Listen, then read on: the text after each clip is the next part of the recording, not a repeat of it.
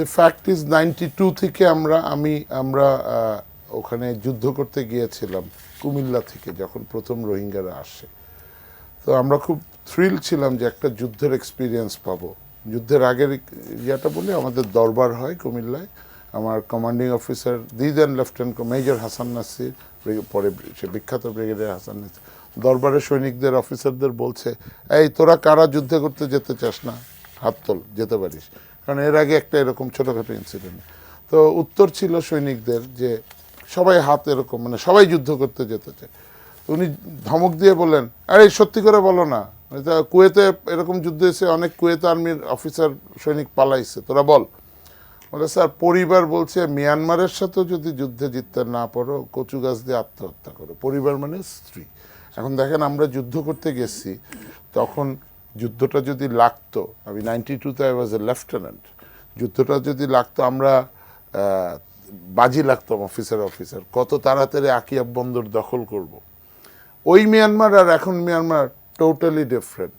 ওই মিয়ানমারের army standard এখনকার মিয়ানমারের army standard totally different. Myanmar এখন back by China, funded by Japan. মিয়ানমারের আশ্চর্য হব না যদি অ্যাটমিক এনার্জি থাকে। আর মিয়ানমারের একটা এই যে আরাকান আর্মি, ওরা তো বিশৃঙ্খল একটা আর্মি, ওরা তো গভর্নমেন্ট আর্মি না। ওরা যদি বোম্বিং করে, আমার বিজিবি কি বসে থাকবে? কোস্টগার্ড কি বসে থাকবে? স্বাস্থ্যকর অল টাইম ফ্যামিলি কেক, সব সময় অল টাইম হেলদি লাইফ। বসে থাকবে না। আর এখানে তো 10 লক্ষ শান্তি, আপনি নোবেলের জন্য 10 লক্ষ গ্রেনেড নিয়ে বসে আছেন এখানে। 10 লক্ষ গ্রেনেড পয়দা করেছে, আরও 10 লক্ষ, মানে 20 লক্ষ Rohingya. With all due respect, ওদের প্রতি মানবিক হই আমরা, বাট বাংলাদেশের অর্থনীতি ধ্বংস করে ফেলছে।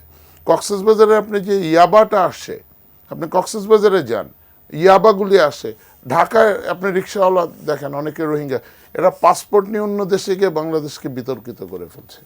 এটা একটা জিনিস। আর আরেকটা ইম্পর্টেন্ট জিনিস হলো, এই রোহিঙ্গা ইস্যু কোনোদিনই রিজলভ হবে না যদি চায়নার সাথে সম্পর্কটা বাংলাদেশের ঠিক না। জি, অসংখ্য ধন্যবাদ জনাব রুহিন হোসেন প্রিন্স।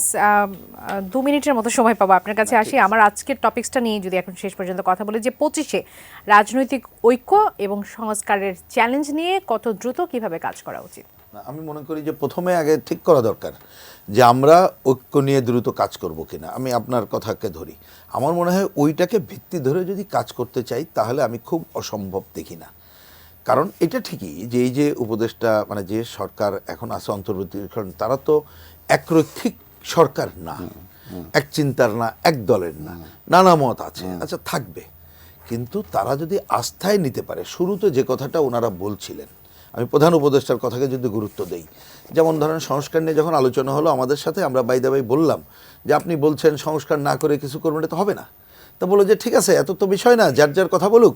আমি যদি দেখি ঐক্যমত্য আমার 10টা পয়েন্টে আছে আর বাকিগুলোতে ওই 10টাই গ্রহণ করব, আর যদি দেখি 5টায় অল্প একটু এদিক ওদিক আছে, আলোচনা করে ঠিক করব। আমি বলবো উনি সেই জায়গাটায় যদি ঠিক থাকেন তাহলে কিন্তু ঐক্যের কোনো সমস্যা না। রাজনৈতিক দলগুলো অন্যরা মিলে আমরা আলোচনা করি, যতটুকু ঐক্যমত্য আছি সেই ঐক্যমত্যের জায়গায় যাওয়ার মধ্য দিয়ে যদি আমরা অগ্রসর হতে পারি তাহলে সংকট দূর হওয়া যাবে। আমরা ওই কথাটা আমাদের দিক থেকে কমিউনিস্ট পার্টি এবং বাম জোটের দিকে বলছি। দেখুন, মানুষ যে ভোট দিতে পারে নাই বলেই তো আজকে এই সংকটটাই ক্ষোভ, এটা তো ছিল। তা আপনি ওই সময় কিন্তু শেখ হাসিনা তত্ত্ব হয়েছিল কি, এটাকে খেয়াল আছে যে উন্নয়ন ঠিক রাখতে গেলে সরকারের ধারাবাহিকতা রক্ষা করতে হবে, ডিফ্যাক্টো যে কোনোভাবে সরকারে থাকতে হবে। এখন যদি আপনি একটা এরকম ট্যাবলেট সংস্কার ট্যাবলেট বললেন কিন্তু বাস্তবের কাজ দেখালেন না, দীর্ঘায়িত করার কাজটা আসলো, আপনি কিন্তু একটা অন্য ধরনের আরেকটা সংকটের মধ্যে ফেললেন। সুতরাং আমি মনে করি রাজনৈতিক দলগুলোর সাথে আলোচনা করলে এই সংকট দ্রুতই দূর হবে। এবং টার্গেট, একথা তো উনি এসেও বলেছেন যে এটা তো এই রাজনীতির এগুলো আমাদের কাজ না, আমরা এটা করিডোরে নিজেদের অন্য কাজে চলে যেতে চাই।